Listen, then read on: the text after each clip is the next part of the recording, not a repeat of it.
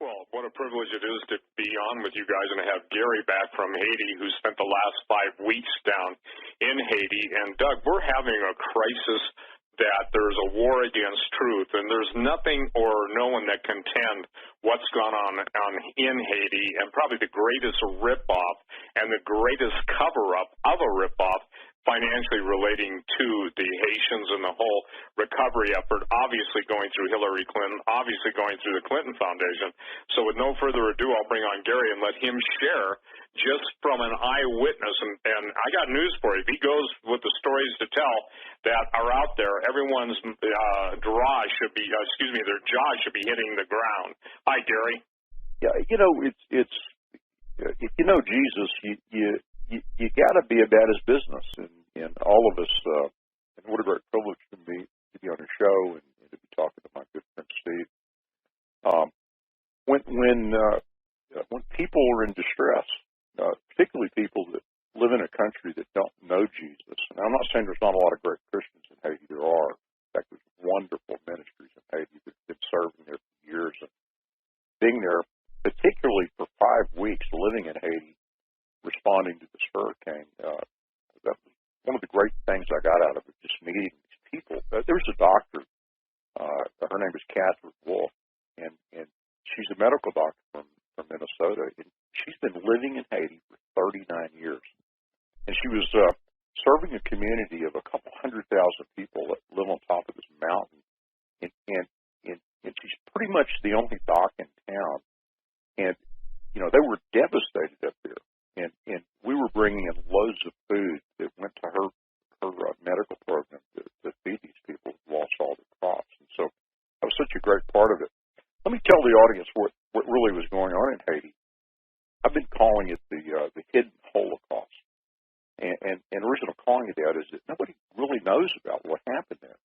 And I believe that they don't know because the Clinton Foundation was so vulnerable.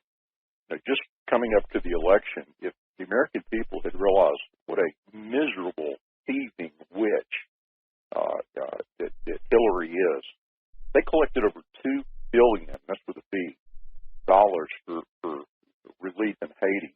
And according to the president of the Haitian Senate, only 2%, that's 2% of the $2 billion went to any of the Haitians. And I'm there with 3 of my aircraft and bringing food as fast as I can and getting it out to these people. And when the hurricane went through that peninsula, over 1 million people were affected. 90% of them lost the roofs to their homes. They lost their crops. They lost their fruit trees, their animals, and they were literally starving. And there was virtually, it was a media blackout. And again, I think it was to protect the Clintons. The mainstream media has been exposed as an absolute corrupt group of people. And your audience, of course, knows that 95% of mainstream media is owned by 6 corporations. They all sit on each other's boards. It's nothing but propaganda. And they were so exposed over this election cycle that millions of Americans have woken up and realized they've been lied to by these medias that they get their information from. And Haiti was a great example because they literally put a death sentence on 1 million Haitians because they wouldn't tell the story because they were trying to provide cover for the Clinton Foundation and their grand theft from the poorest of the people in this hemisphere. So I was able to go over there and meet a need that was simply being unmet. We did have the U.S. military, but it was for 1 week. And the UN was there, but it's such a corrupt, miserable organization that the food that was available was not getting to the starving children.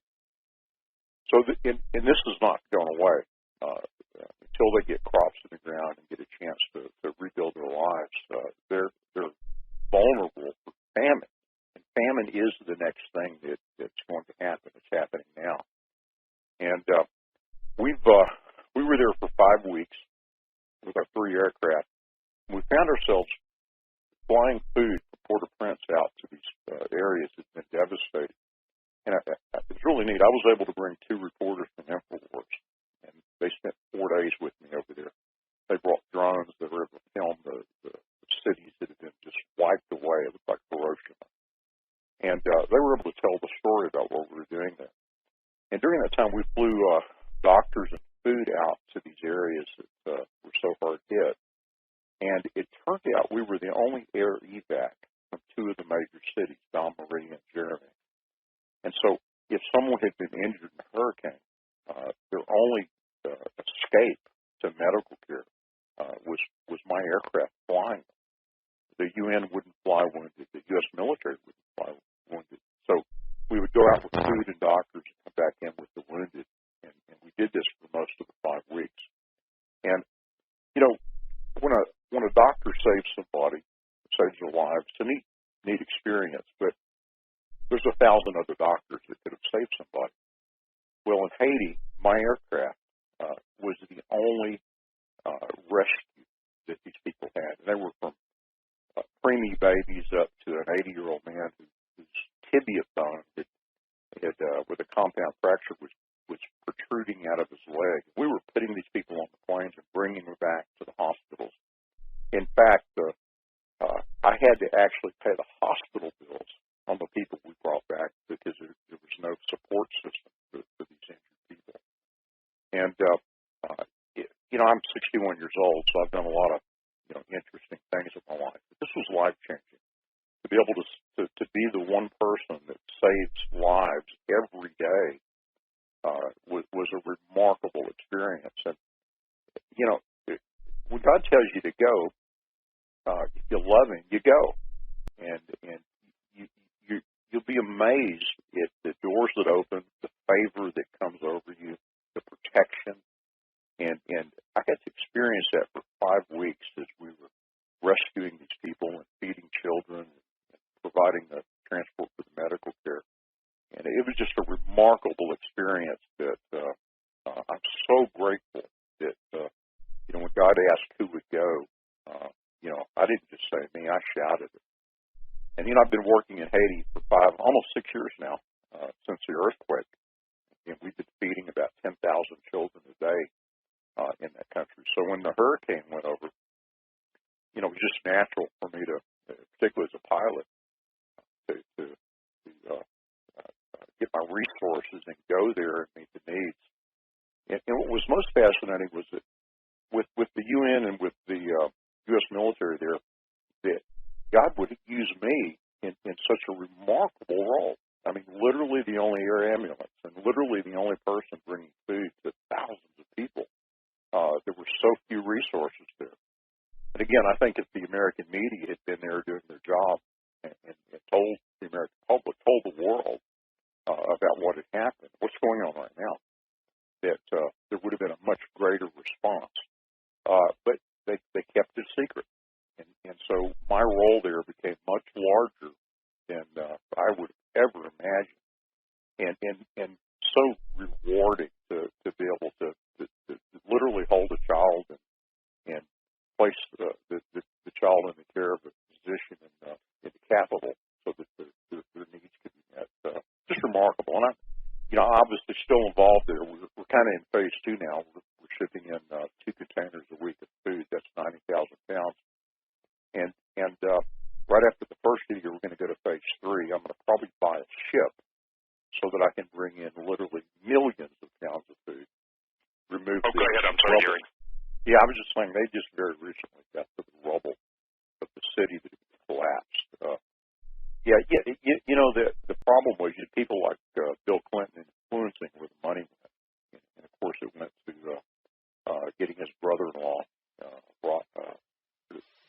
forget his first name, Rodham, Hillary's brother, the first gold concession that issued in that country for years. And, you know, and they built a factory. Matter of fact, Doug, your article's wonderful. I encourage everybody to go to your website and read it. Very, very well done. It explains the whole process of the corruption that's there. And it's typical. Anytime you have Democrats in particular, but just bureaucrats managing money, you know, it tends to go into the crony capitalism that these corrupt people, it's the only thing they know. Well, they're clipping coupons because they are part of the scam. You know, when I coined the term, and I've said it on Alex's show, and I've said it on your show so many times, rape, pillage, and plunder. I used to say the United States is going under, but until you understand that globalists are nothing more than plunderers, pirates, and the quintessential practitioners of global genocide, you get a feel. You know, one of the things I want Gary to explain, Doug, is because when we talk about hunger and starvation, most of us, now there are others, and Jamie W., who is down, you met Jamie, Gary, what a neat guy. There's some pretty amazing people, just some of the coolest people. Jamie went to, with Jeremiah, over to, Afghanistan and Iraq when they were over there actually trying to, make a difference, and they did when God used them with the Kurds. But anyway, the thing is that I don't think people are desperate. I don't think the United States, especially the American citizenry, even has a clue what all of the, and in my words, manipulated weather and manipulated geoengineering is going to do the food supply. But Gary, share what the face of starvation looks like, and share what would happen when your planes would come in to basically goat trails. And if you've seen some of the pictures that have been put up on the Haven Foundation on my website, the link there, I mean, share what the face of starvation looks like, because people think of starvation on just kind of a massive overview, but they don't see it like you did, people starving to death. And obviously Haiti is just probably the most recent example, but the globalists don't give a darn, I'll be very careful here, about the lives of anybody but themselves. So, you can see it, rape, pillage, and plunder. The goal was to put Haiti under, and you even, without naming names, you even encountered that when you reached out to some of your fellow friends who have deep pockets, did you not? Yeah, I was really, I've got a lot of friends that are billionaires, and being wealthy, I never asked for anything from anybody, and so, there I was in the midst of that, and I needed transport. I needed freight brought in, because we were trying to buy hundreds of thousands of pounds of food and get it over there, and it was really disappointing, and so that was frustrating. But I'll tell you, Steve, you just asked a big, wide question. Let me expound on it a little bit. I would load my aircraft up from Port-au-Prince and fly it out to this desperate area. That was the runway was a narco field built to bring in narcotics, and maybe they did some good after all. We were able to bring in a plane with 2,500 pounds of food, and the first day we did it, there were 500 starving people there, and hadn't eaten for about 10 days, and most of them are children, and we would unload the plane and kind of repackage it into personal size bags, and then have people line up and hand it out. Well, day 2 there was 1,000 people. Day 3 there was 2,000 people. By day 7 there was 4,000 people there, and we were having to bring in 3 planes a day, with 7,500 pounds of food just to meet the need that was there. And I remember the first day I flew in, the Brazilian Army was supposed to be there guarding the airport. And again, I use the word airport very loosely because it was a goat field. In fact, you had to fly over the field low before you landed for them to get their goats and cattle off the field that were grazing, and then come back in and land. And then the first day, the Brazilian Army was not there. I was back alone, me and probably 500 starving people. And I got off the plane, and they came running at the plane, and they didn't just run; they were yelling and fighting. And I thought to myself, "Uh-oh, this isn't going to work out very well." And maybe I shouldn't say this, but I had a weapon on the plane, and I thought to myself, if I shoot the mob, it's probably just going to piss them off. I left it alone. I figured God got me there, so He'll get me out of there. And to calm down, and kind of the posse arrived, and we were able to get things back under control. I was mobbed another time by 1,000 people. They were impatient with the food distribution. You got to realize these people are starving, and you can't really blame them. It was a great experience for me to see what desperate people will do. And the mob just kind of started to rush the food, and I was standing in the middle of the melee, and I had a bodyguard there, an ex-Marine, who's a Haitian, and as these 1,000 people went tearing by us, and again, they're yelling and fighting and trying to grab the food. But I'd been there a couple of weeks, so this was, it wasn't as alarming as it might have been the first day.